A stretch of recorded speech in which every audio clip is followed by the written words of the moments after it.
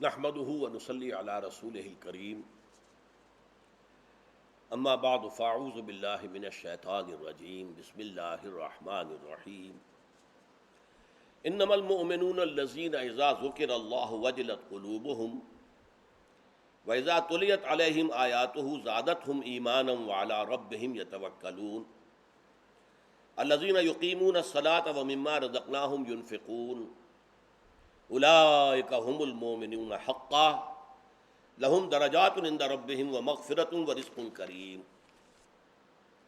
وقال تبارک وتعالی ان الذين آمنوا وهاجروا وجاهدوا باموالهم وانفسهم في سبيل الله والذين آووا ونصروا اولئک بعضهم اولیاء بعض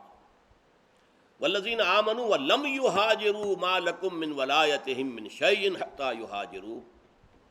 وَإِنِ اسْتَنْصَرُوكُمْ فِي الدِّينِ فَعَلَيْكُمُ النَّصْرُ إِلَّا عَلَىٰ قَوْمٍ بَيْنَكُمْ وَبَيْنَهُم مِّيثَاقٌ وَاللَّهُ بِمَا تَعْمَلُونَ بَصِيرٌ وَالَّذِينَ كَفَرُوا بَعْضُهُمْ أَوْلِيَاءُ بَعْضٍ إِلَّا تَفْعَلُوهُ تَكُنْ فِتْنَةٌ فِي الْأَرْضِ وَفَسَادٌ كَبِيرٌ وَالَّذِينَ آمَنُوا وَهَاجَرُوا وَجَاهَدُوا فِي سَبِيلِ اللَّهِ وَالَّذِينَ آوَوا وَنَصَرُوا أُولَٰئِكَ هُمُ الْمُؤْمِنُونَ حَقًّا لَهُم مَّغْفِرَةٌ وَرِزْقٌ كَرِيمٌ صدق اللہ العظیم۔ غزوہ بدر کے حالات پر گفتگو سے قبل اس سورہ انفال کے آغاز میں اور اختتام پر، آغاز میں پہلی آیت کو چھوڑ کر جس کا تذکرہ، جس پر گفتگو ہم کر چکے ہیں، تو یہ 3 آیات اور اسی طریقے سے آخری سورت کے آخری حصے میں آخری آیت کو چھوڑ کر اس سے پہلے کی 3 آیات، یہ قرآن مجید کے مضامین میں سے انتہائی اہم موضوع پر، جس پر ہماری گفتگو پہلے ہو چکی ہے، اس پر ایک مرتبہ پھر جامع انداز میں بات آ رہی ہے کہ مومن کون ہے، حقیقی مومن کی شخصیت و سیرت کے خد و خال کیا ہوتے، کیا نقشہ ہوتا ہے۔ اب یہ ہم نے سب سے پہلے ایمان کے مباحث میں پڑھا، سورہ آل عمران کی روشنی میں ہمارے سامنے ایک نقشہ آیا، فالذین ہاجروا واخرجوا من دیارہم واوذوا فی سبیلی وقاتلوا وقتلوا۔ اب یہ ایک نقشہ ہے، ہجرت ہے، قتال ہے، جنگ ہے، جانیں دینا ہے، شہادت پانا ہے۔ یہ ایک یوں سمجھیے جیسے ہم کہتے ہیں ایک تصویر کے 2 رخ، ایک رخ یہ آ گیا، دوسرا رخ سورہ نور کے اندر آ گیا، جس میں کہ ایمان کی حقیقت کو ایک تمثیل کے ضمن میں بیان کیا گیا، لیکن اس کے بعد ایک نقشہ کھینچا گیا، فی بیوت اذن اللہ ان ترفع ویذکر فیہا اسمہ۔ تو یہ جو ایک نقشہ آتا ہے، اور اس میں یہ بھی آیا رجال لا تلہیہم تجارۃ ولا بیع عن ذکر اللہ واقام الصلاۃ، یہ جو ہے نقشہ دوسرا ہے، یعنی ایک ہے انفرادی نیکی، انفرادی شخصیت کا نقشہ، ایک ہے جہاد اور قتال کا نقشہ۔ یہ دونوں جمع کریں گے تو بس بندہ مومن کی جو شخصیت ہے اس کا پورا ہیولہ سامنے آئے گا۔ پھر ہم نے دیکھا سورہ حجرات میں ایک ہی آیت میں دونوں کو جمع کر دیا گیا، ایک ہی آیت میں،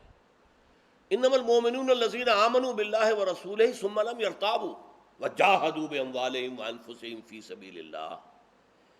اہل ایمان، حقیقی مومن تو صرف وہ ہیں جو اللہ پر یقین رکھیں، ایمان لائیں اللہ پر، رسول پر، پھر شک میں ہرگز مبتلا نہ ہوں، اور جہاد کریں اللہ اور اس کے رسول کے راستے میں اپنی جانوں اور مالوں سے۔ اولئک هم الصادقون، یہ لوگ سچے ہیں۔ یہ 2 رخ جو ہے ان کو جمع کر کے ایک آیت میں، ایمان یقین والا ہوگا تو وہ کیفیات لازماً ہوں گی جو ابھی ہم پڑھیں گے، اور ایمان جو ہے یقین والا ہے تو اس میں جہاد فی سبیل اللہ بھی لازماً آئے گا۔ یک رخی زندگی جو ہے یہ پھر مومن کی نہیں ہے، اللہ کے ہاں قبول نہیں ہے۔ یہ دونوں پہلو مکمل ہوں گے تو وہ شخصیت بنے گی جو اللہ کو پسندیدہ ہے اور اللہ کو محبوب ہے۔ اب دیکھیے اس میں یوں سمجھیے جیسے پرکار ہوتی ہے، اس کے 2 بازو ہوتے ہیں، ایک طرف سے جڑے ہوئے، دوسری طرف سے وہ علیحدہ ہے۔ پرکار کو اگر آپ بند کر دیں گے تو وہ یوں ہے، اور پرکار کو کھولیں گے تو یوں ہو جائے گا۔ تو یوں سمجھیے کہ جو سورہ حجرات کی آیت نمبر 15 میں یہ ایک ہی آیت میں جو بیان کیا گیا، انما المؤمنون الذین آمنوا باللہ ورسولہ ثم لم یرتابوا وجاہدوا باموالہم وانفسہم فی سبیل اللہ، اس پرکار کو کھول دیا گیا سورہ انفال میں۔ تصویر کا ایک رخ وہ ہے جو ابھی میں نے آیتیں پڑھی ہیں اور آپ نے سمجھی ہیں،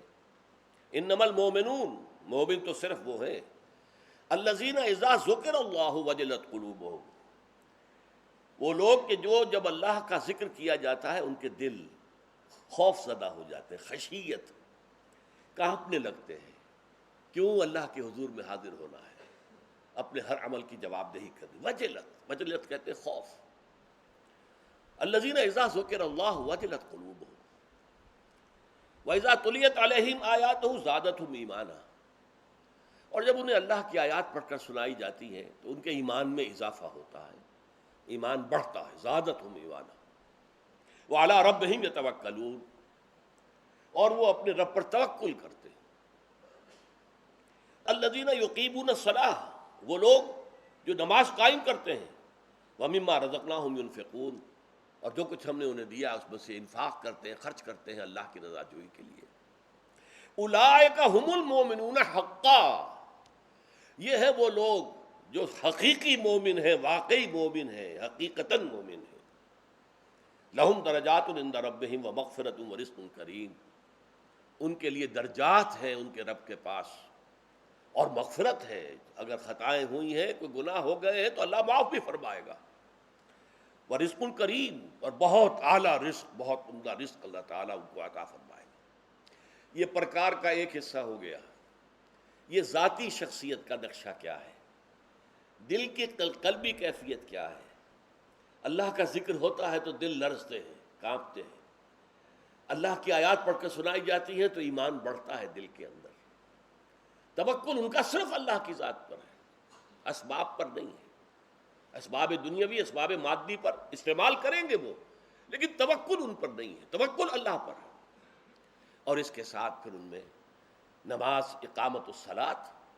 وہی جو میں نے سورہ نور کی آیت سنائی تھی،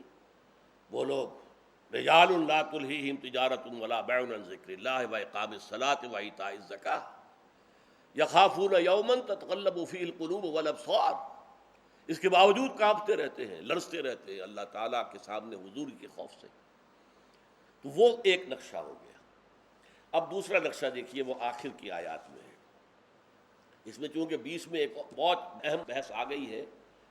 لہذا وہ بھی میں چاہتا ہوں اسی وقت واضح ہو جائے جو میں نے پچھلی نشست میں تمہید میں عرض کیا تھا۔ یہاں فرمایا گیا، یہ آیت نمبر 72 ہے، ان الذین آمنوا وہاجروا وجاہدوا باموالہم وانفسہم فی سبیل اللہ والذین آووا ونصروا اولئک بعضهم اولیاء بعض،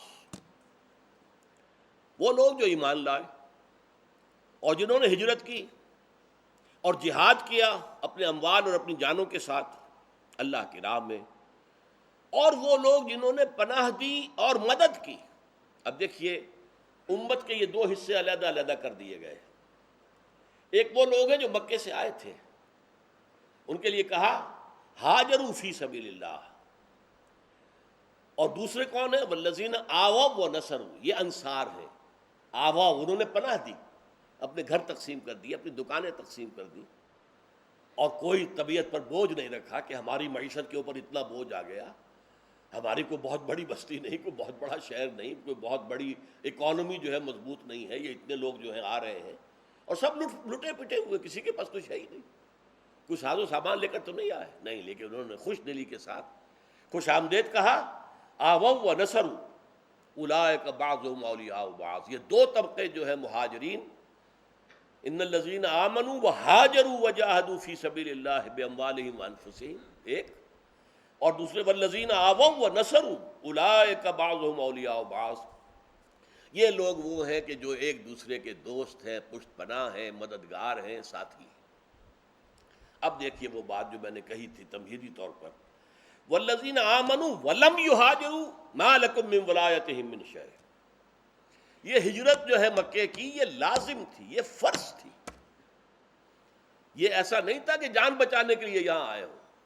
یہ تو اگلا اقدام جو کرنا تھا، مکہ کے خلاف جو اب اقدام کرنا تھا، اس کے لیے ساری طاقت کو ایک جگہ پر جمع کرنا مقصود تھا۔ اور جو لوگ ایمان تو لائے،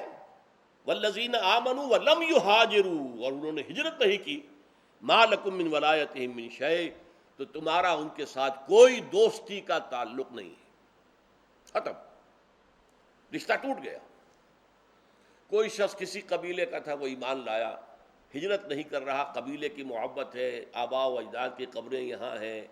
میرے بچے بال بچے ہیں، میں سب کو لے کے جا نہیں سکتا، کیسے ہجرت کروں؟ رہ گیا، نہیں گیا، کہہ دیا گیا اس کا تم سے کوئی تعلق نہیں۔ مکے میں لوگ رہ گئے، نہیں جا سکے، یا تو گھر بار کی محبت، یا بہت سے لوگ وہ بھی تھے جس کی تفصیل پھر سورہ نساء میں آئی ہے، جن کے لیے ممکن نہیں تھا، انتہائی بوڑھے سفر نہیں کر سکتے، بچے سفر نہیں کر سکتے، یا راستہ معلوم نہیں ہے کیسے جائیں، یا سفر کے لیے پیسہ نہیں ہے، پھر خواتین، ان سب کو مستثنی قرار دے دیا گیا، ان کو معاف کر دیا گیا۔ لیکن جو صحت مند لوگ تھے ان کے بارے میں صاف کہہ دیا گیا وہ منافق ہے، اگر وہ اس حکم پر عمل نہیں کر رہے تو منافق ہے، منافقوں میں شمار کیا گیا، یہ سورہ نساء میں۔ تو فرمایا والذین آمنوا ولم یہاجروا ما لکم من ولایتہم من شیء حتی یہاجروا وان استنصروکم فی الدین، البتہ ایسے لوگ جو اپنے قبیلوں کے اندر رہ گئے، آئے نہیں تھے مسلمان، وہ اگر تم سے مدد طلب کریں اپنے قبیلوں کے خلاف دین کے معاملے میں، کہ ہمارا یہ قبیلہ ہم پر ظلم کر رہا ہے، زبردستی ہمارے اوپر جو ہے وہ اپنے مذہب کو ٹھونسنا چاہتا ہو، تو اس میں فعلیکم النصر، تو ان کی مدد تمہارے ذمے ہے، مدد کرنی ہوگی، الا علی قوم بینکم و بینہم میثاق، سوائے اس قبیلے کے خلاف کہ جس کے ساتھ تمہارا معاہدہ ہے۔ ایک قبیلہ ہے جس کے ساتھ تمہارا معاہدہ ہو چکا ہے، حضور جب میں نے عرض کیا تھا کہ مختلف جگہوں پر گئے اپنے غزوات کے دوران، بدر سے پہلے، وہاں کے قبیلوں سے آپ نے اتحاد کر لیا یا آپ ان کے حلیف بن گئے، تو ان کے خلاف جو ہے تم کوئی اقدام نہیں کرو گے۔ وہ اگر اپنے ان مسلمانوں پر جو ان کے ہاں رہ گئے، ہجرت نہیں کر رہے، وہ اگر کوئی ظلم کریں، تعدی کریں اور وہ مدد مانگے، تم مدد نہیں کر سکتے، تمہیں اپنے عہد کی پابندی کرنی ہوگی۔ تو علیکم النصر الا علی قوم بینکم و بینہم میثاق واللہ بما تعملون بصیر، جو کچھ تم کر رہے ہو اللہ اسے جانتا ہے، دیکھ رہا ہے۔ والذین کفروا بعضهم اولیاء بعض، جنہوں نے کفر کی روش اختیار کی اور اسی پر اڑ گئے، یہ آپس میں ایک دوسرے کے ولی ہیں، الا تفعلوہ تکن فتنۃ فی الارض وفساد کبیر، اگر تم ایسا نہیں کرو گے تو پھر یہ کہ زمین میں بہت بڑا فتنہ پھیل جائے گا اور بڑا فساد ہوگا۔ اگر تم مسلمانوں کی مدد کو نکل جاؤ گے اس قبیلے کے خلاف کہ جس قبیلے کے ساتھ تمہارا معاہدہ ہے، اس سے تو فساد پیدا ہو جائے گا، اس سے تو در حقیقت جو ہے کوئی خیر برآمد ہونے کی بجائے شر برآمد ہو جائے گا۔ اب دیکھیے وہ آیت آئی جس کے لیے میں نے یہ آیتیں آپ کو سنائیں، 74ویں آیت، والذین آمنوا وہاجروا وجاہدوا فی سبیل اللہ والذین آووا ونصروا اولئک هم المؤمنون حقا لہم مغفرۃ ورزق کریم۔ اب یہ دیکھیے دو آیتیں اپنی جگہ پر، وہاں پر بھی اولئک هم المؤمنون حقا، لیکن تصویر کا ایک رخ، اولئک هم المؤمنون حقا، یہاں تصویر کا دوسرا رخ۔ وہاں کیا فرمایا تھا؟ وہ لوگ کہ جن کا جب اللہ کا ذکر ہوتا ہے تو دل کانپ اٹھتے ہیں، اور جنہیں اللہ کی آیات سنائی جائیں تو ان کے ایمان میں اضافہ ہوتا ہے، جو توکل کرتے ہیں صرف اللہ کی ذات پر اور نماز قائم کرتے ہیں، زکوٰۃ ادا کرتے ہیں۔ یہ ایک تصویر ہے، اولئک هم المؤمنون حقا، یہ پرکار کی ایک لیگ جو ہے، ایک ہینڈ جو ہے اس کا، وہ یہ پرکار کا یہ آ گیا، یہ آئے گا دوسرا حصہ، والذین آمنوا وہاجروا وجاہدوا فی سبیل اللہ، یقیناً وہ لوگ جو ایمان لائے اور جنہوں نے اللہ کی راہ میں ہجرت کی اور جہاد کیا، والذین آووا ونصروا، یہ پہلے حصے میں جو ہے ذکر کیا جا رہا ہے مہاجرین کا، اور جن لوگوں نے پناہ دی اور مدد کی۔ نوٹ کیجئے یہاں جہاد کا لفظ جو ہے انصار کے ساتھ نہیں آ رہا، یہ صرف مہاجرین کے ساتھ آ رہا ہے۔ والذین آمنوا وہاجروا وجاہدوا فی سبیل اللہ والذین آووا ونصروا، اور وہ جنہوں نے کہ پناہ دی اور مدد کی۔ اس کی وجہ کیا ہے؟ حضور نے بدر سے پہلے کی 8 مہمات میں کسی انصاری کو شریک نہیں کیا۔ It was an exclusive مہاجر phenomenon جو ہجرت کر کے آئے تھے اس کی وجہ کیا ہے؟ جو ہجرت کر کے آئے تھے انہیں ٹریننگ مل چکی تھی، ان کی تربیت ہو چکی تھی، ان کا تزکیہ ہو چکا تھا، وہ ہر طرح کی آزمائشوں میں سے گزر کر وہ زر خالص بن چکے تھے، ان میں کوئی کھوٹ نہیں رہا تھا۔ لہذا 8 جو بھی مہمات ہیں ان میں کسی انصاری کو شریک نہیں کیا۔ انصار کے لیے یہی بڑی بات تھی کہ انہوں نے انہیں ٹھکانہ دیا، انہوں نے گھر تقسیم کر دیے، انہوں نے دکانیں تقسیم کر دی، اپنے حقیقی بھائی سے بڑھ کر جسے اللہ کے رسول نے ان کا بھائی بنایا تھا مہاجرین میں سے، اس کے ساتھ محبت کی اور نصرت کی اور مدد کی۔ اسی لیے ان کا نام ہمیشہ کے لیے انصار پڑ گیا، مددگار۔ اب دیکھیے مددگار کسی کا کوئی ہوتا ہے نا، تو اصل کون تھے؟ مہاجرین، جن کے پیچھے 13 برس کی تاریخ ہے، جن کی تربیت ہوئی ہے، جو ان بھٹیوں میں سے گزرے ہوئے ہیں، پھر جنہوں نے گھر بار چھوڑ دیے نبی کے حکم سے، چھوڑو اور نکل جاؤ۔ جنہوں نے نہیں ہجرت کی ان کا ایمان مشکوک، یہ تو بات جو ہے یہاں نہیں آئی ہے، یہ سورہ نساء میں آئی ہے، ایمان مشکوک ہے، وہ منافق ہے۔ لیکن بہرحال یہاں بھی اتنا آ گیا کہ اے مسلمان تمہارا ان سے کوئی تعلق نہیں۔ البتہ اگر وہ مدد مانگیں تو اگر ان کے قبیلے کے ساتھ تمہارا کوئی معاہدہ نہیں ہے تو ان کی مدد ضرور کرو، لیکن اگر اس قبیلے کے ساتھ تمہارا کوئی معاہدہ ہے تو تم ان کی مدد نہیں کر سکتے، اس کے خلاف اقدام نہیں کر سکتے۔ اگر اپنے معاہدے اس طرح توڑ دو تو ظاہر بات ہے کہ پھر بات کیسے آگے چلے گی؟ آپ کی شہرت تو خراب ہو جائے گی کہ محمد تو معاہدوں کی پرواہ نہیں کرتے صلی اللہ علیہ وسلم۔ یہاں تو ہونا چاہیے کہ محمد پکے ہیں، سچے ہیں، معاہدوں کے پابند ہیں۔ لہذا یہ معاملہ اب یہاں پر جو کہا گیا والذین آمنوا وہاجروا وجاہدوا فی سبیل اللہ ہے، والذین آووا ونصروا اولئک هم المؤمنون حقا، ہمیشہ ان 2 آیات کو اپنے ذہن میں، وہ 3 آیات یہ 3 آیات، لیکن ان 3 آیات میں سے آخری تیسری جو آیت ہے یہ ہے اولئک هم المؤمنون حقا، اولئک هم المؤمنون حقا، اور دونوں کو جمع کر دیجئے تو تصویر کے 2 رخ مکمل ہو گئے۔ سمجھیے کہ ہمارے اس منتخب نصاب کا جو مرکزی مضمون ہے، جو تیسرا حصہ تھا اس کے آخر میں سورہ حج میں آ گیا تھا، اس کے آخری رکوع کے اندر جامعیت کے ساتھ، اور اس کے بعد پھر بڑے ہی اختصار کے ساتھ سورہ حجرات میں آ گیا، پھر سورہ صف میں اور سورہ تغابن میں ہر جگہ آ گیا۔ سورہ تغابن میں ایک تصویر ہے، توکل، راضی و رضائے رب، انفاق فی سبیل اللہ، اللہ پر توکل اور اللہ کی اطاعت۔ سورہ صف میں دوسرا رخ ہے، قتال، جہاد، ان اللہ یحب الذین یقاتلون فی سبیلہ صفا کانہم بنیان مرصوص۔ سورہ صف میں وہ نقشہ ہے۔ تو قرآن مجید کہیں پر جمع کر دیتا ہے،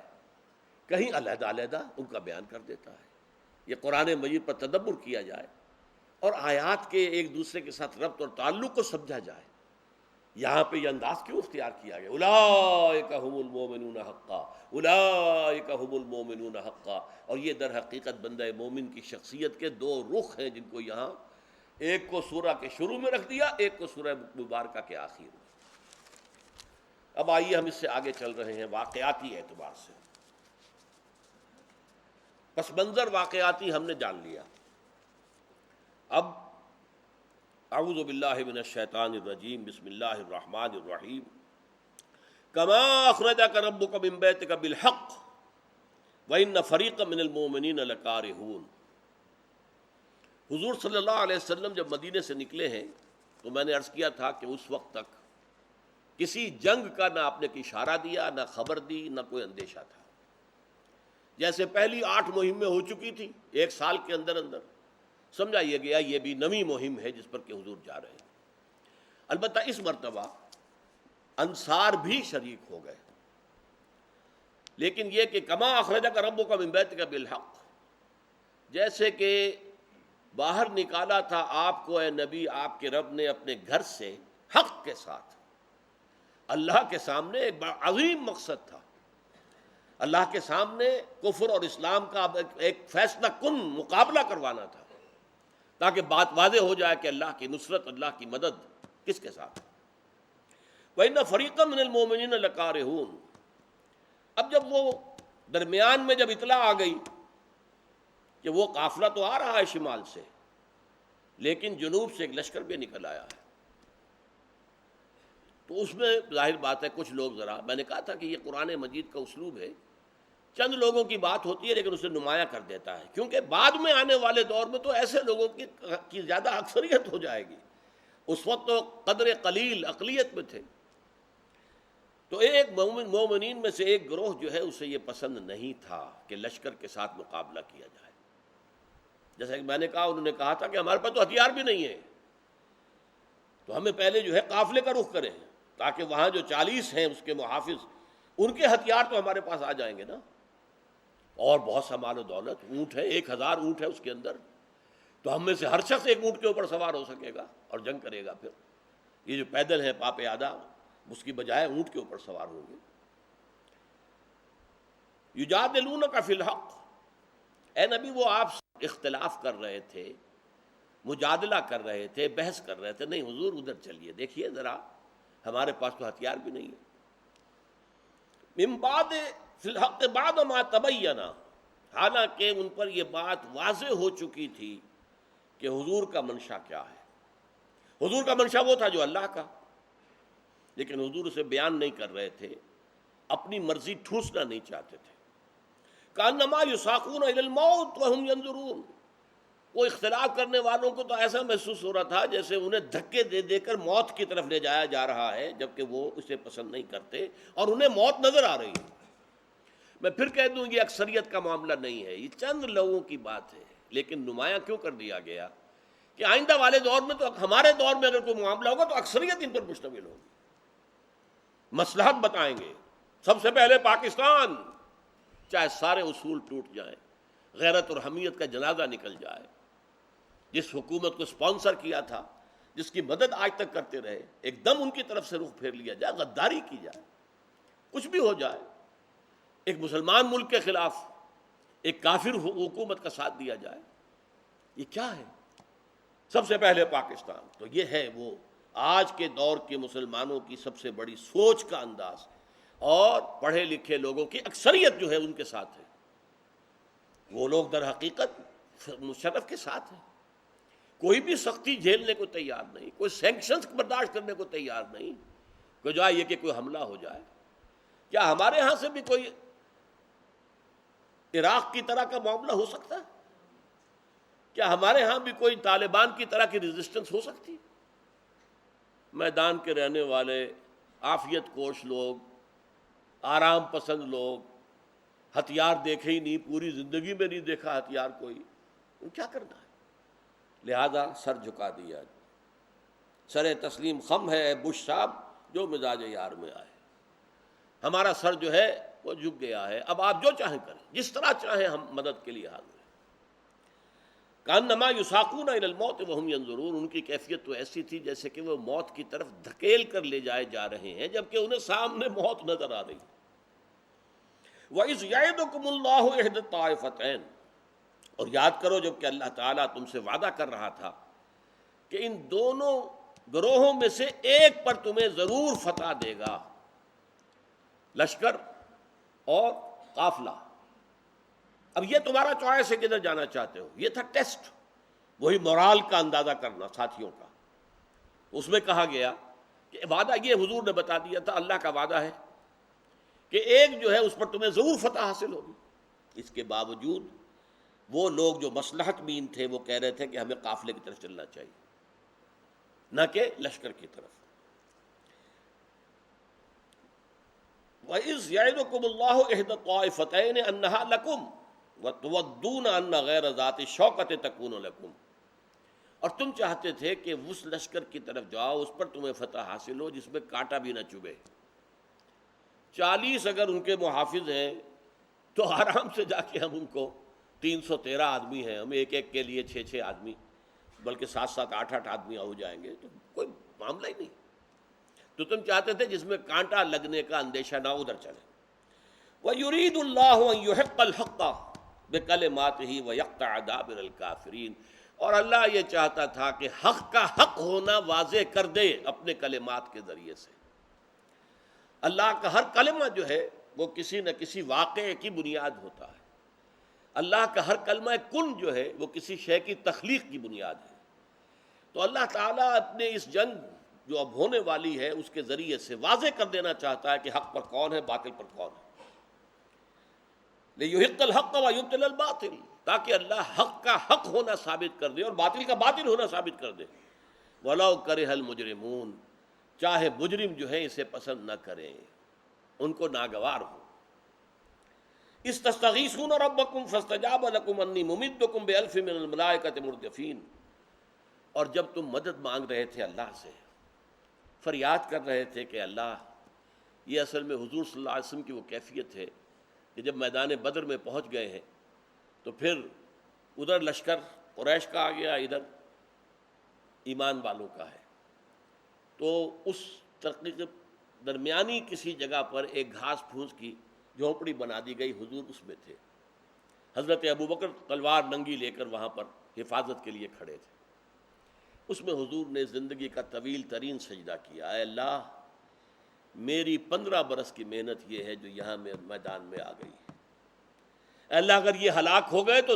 قیامت تک تیرا نام لینے والا کوئی نہیں ہوگا، کیوں؟ میں آخری رسول ہوں، میرے بعد تو کوئی رسول نہیں، اور میری یہ 15 برس کی محنت ہے، 13 برس مکے کی اور 1.5-2 برس اب ہو رہے ہیں یہاں،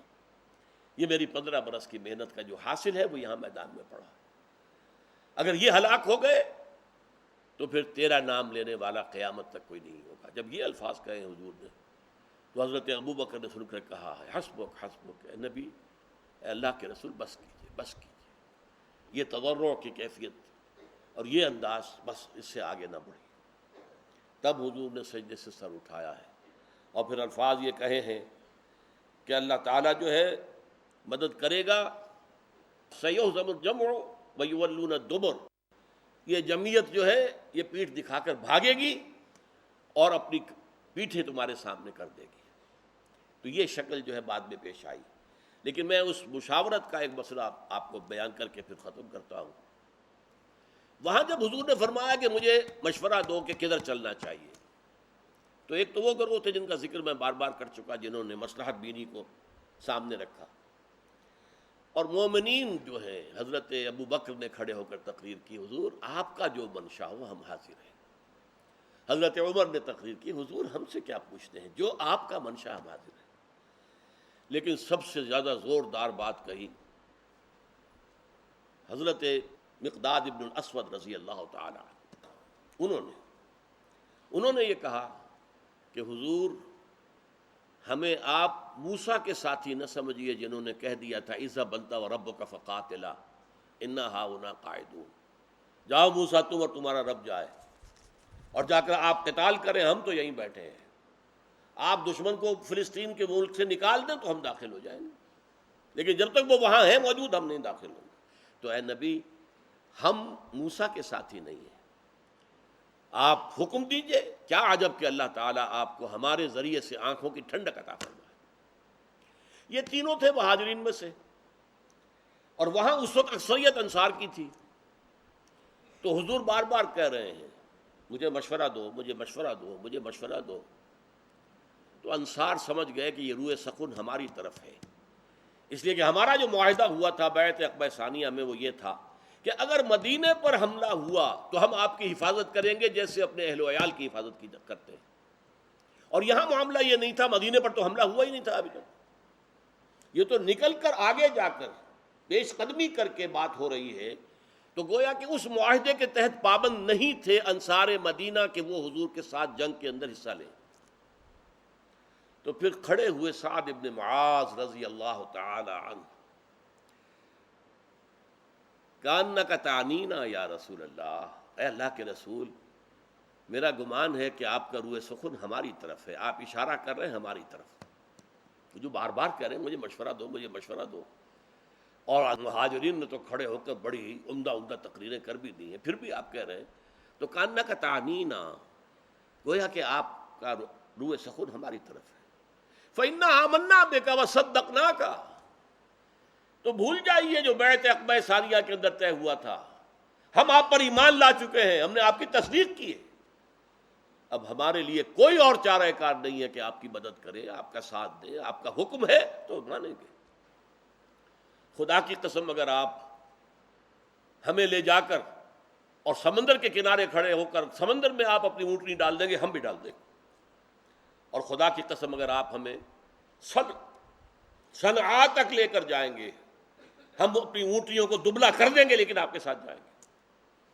بس اس تقریر کے بعد چونکہ حضرت سعد بن معاذ یہ چونکہ سردار تھے قبیلہ اوس کے، دو ہی قبیلے سے اہل اسلام، اہل ایمان جو انصار تھے، قبیلہ خزرج، قبیلہ اوس کے سردار یہ تھے، تو ایک کی طرف سے جب یہ بات آ گئی، آپ نے فرمایا اچھا ٹھیک ہے کوچ کرو، اب ہمارا جو ہے ہدف وہ بدر ہے، بدر جا کر دم لیں گے۔ اس کے بعد وہ واقعہ پیش آیا، اس میں ابھی کچھ اور حصہ ہے جو انشاءاللہ اگلی نشست میں بیان ہوگا۔ بارک اللہ لی و لکم فی القرآن العظیم ونفعنی وإیاکم بالآیات والذکر الحکیم۔